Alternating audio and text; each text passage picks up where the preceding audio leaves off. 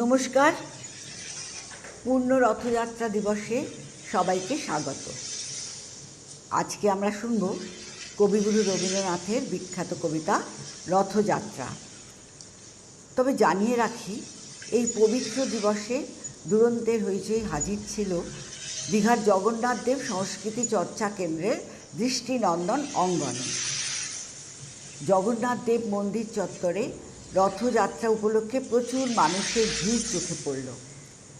এই সময়ে ভ্রমণ পিপাসু মানুষের রথ দেখা ও সৈকত সৌন্দর্য উপভোগ দুই সম্পন্ন হয়। একদিকে সৈকত শহরে অবিরাম আছড়ে পড়া সামুদ্রিক ঢেউয়ের গর্জন উপভোগ করা, অন্যদিকে ভগবান জগন্নাথ দেবের রথের দড়ি স্পর্শে পুণ্যার্জনের সুযোগ।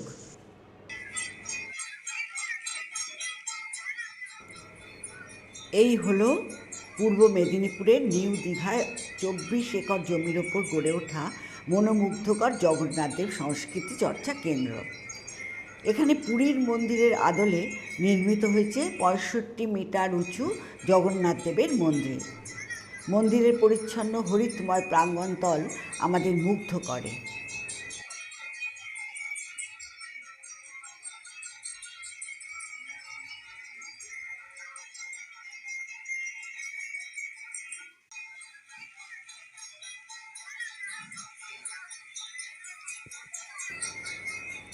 দু নম্বর গেট দিয়ে বেরিয়ে জগন্নাথদেব, বলরাম ও সুভদ্রা মায়ের রথ খানিক দূরে নিউ দীঘার সমুদ্র পাড়ের মাসির বাড়িতে পৌঁছে গেল।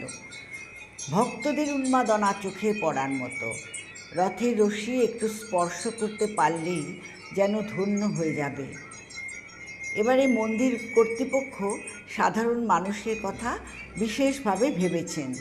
তাই এবারে রথযাত্রায় তারা যাতে 3টি রথের দড়ি অর্থাৎ তালধ্বজ, নন্দীঘোষ ও দেবী দলন ধরে টান দিতে পারেন তার ব্যবস্থা করেছেন মন্দিরের ট্রাস্ট কমিটি। সমাজের সর্বস্তরের মানুষের উপস্থিতি এক আবেগঘন আনন্দময় বাতাবরণের সৃষ্টি করেছিল।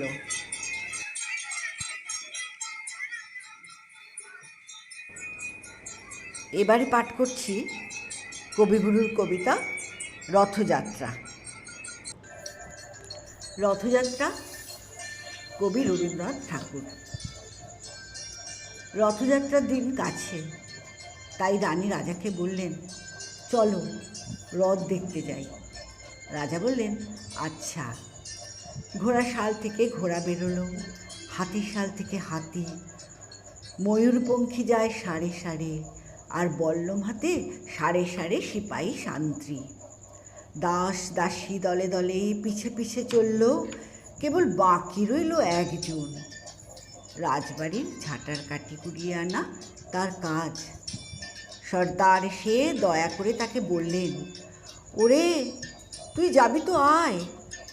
সে হাত জোর করে বললে, আমার যাওয়া ঘটবে না।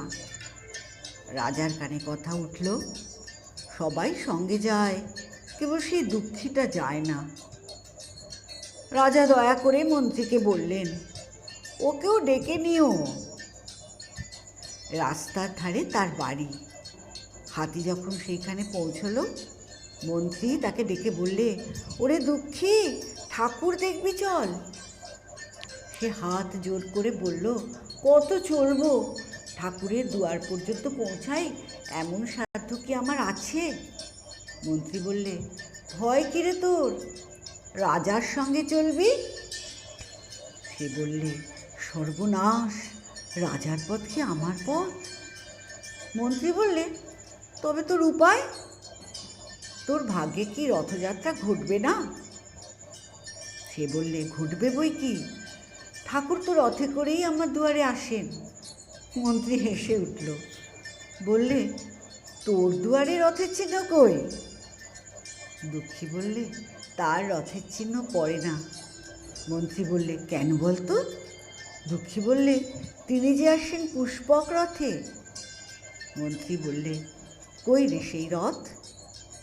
দুঃখী দেখিয়ে দিলে, তার দুয়ারের দুই পাশে 2টি সূর্যমুখী ফুটে আছে। শেষ হলো কবিতা পাঠ। সবার জন্য রইল রথযাত্রার হার্দিক শুভেচ্ছা। জয় জগন্নাথ।